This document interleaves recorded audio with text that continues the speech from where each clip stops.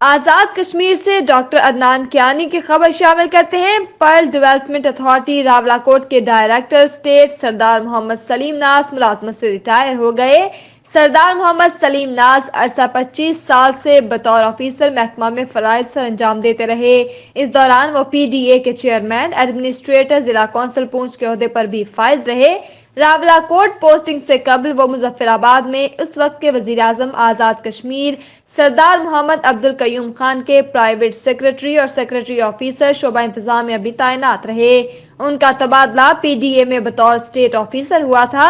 सरदार सलीम नाज जहां भी रहे, उन्होंने इंतहाई दयानतदारी, मेहनत और काबिलियत की बुनियाद पर अपना मुकाम पैदा किया।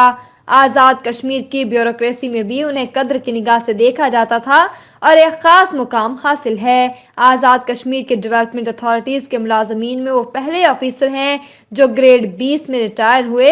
अवाम इलाका उनकी खिदमत के मोतरिफ हैं।